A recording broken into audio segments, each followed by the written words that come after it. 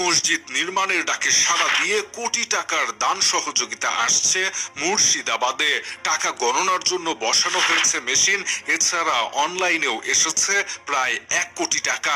এখন পর্যন্ত বাবরি মসজিদের জন্য তাহলে মোট কত কোটি টাকা উঠল?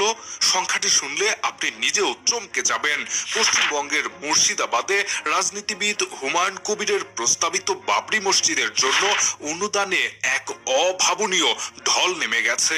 ভিত্তিপ্রস্তর স্থাপনের দিন সভাস্থলে রাখা স্টিলের তৈরি 11টি বিশাল দান বাক্স মাত্র 2 দিনেই কানায় কানায় পূর্ণ হয়ে গেছে। রবিবার রাতে বিশেষ মেশিন দিয়ে টাকা গোনা শুরু হলে দেখা যায় শুধু নগদ অর্থই নয়, অনলাইনে কিউআর কোড স্ক্যান করেও এসেছে বিপুল পরিমাণের অনুদান। এখন পর্যন্ত মোট 4টি বাক্স এবং অনলাইন মিলিয়ে টাকার পরিমাণ গিয়ে দাঁড়িয়েছে প্রায় 1 কোটি 30 লক্ষ রুপিতে। এদিকে এই বিপুল পরিমাণের অর্থ ব্যবস্থাপনায় স্বচ্ছতা বজায় রাখতে নেওয়া হয়েছে নজিরবিহীন পদক্ষেপ।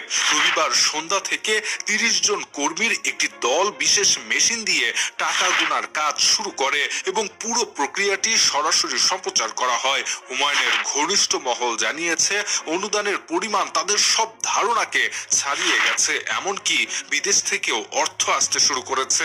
এই টাকার পাহাড় নিরাপদে রাখতে এখন সিসিটিভি এবং কড়া নিরাপত্তা সহ একটি আলাদা ঘর তৈরির পরিকল্পনা করা হচ্ছে। প্রয়োজনে টাকা গণনার জন্য আরো লোক নিয়োগ দেওয়া হবে বলে জানা গেছে। এদিকে জানা গেছে এই গণজোয়ারের পেছনে রয়েছে তীব্র এক রাজনৈতিক সংঘাত। বাবরি মসজিদের ভিত্তিপ্রস্তর স্থাপনের ঘোষণার পরই তৃণমূল কংগ্রেসের হুমায়ুন কবিরের সাথে দূরত্ব তৈরি করে এবং অবশেষে তাকে দল থেকে বরখাস্ত করে তৃণমূল কংগ্রেস। কিন্তু তাতেও দমে যাননি এই বহিষ্কৃত নেতা। ক্ষুব্ধ হুমায়ুন সভাস্থল থেকে বেরিয়ে ঘোষণা দিয়েছেন তিনি 22শে ডিসেম্বর নতুন দল গঠন করবেন এবং আসন্ন নির্বাচনে রাজ্যে 135টি আসনে প্রার্থী দেবেন। তিনি হুঙ্কার দিয়ে বলেছেন, বেলডাঙ্গায় মসজিদ আমি বানিয়েই ছাড়বো। এখন দেখা যাক সরকারের এত বিরোধিতার পরেও হুমায়ুন বাবরি মসজিদ নতুন করে তৈরি করতে পারেন কিনা। Shahriar Alam, EBD news.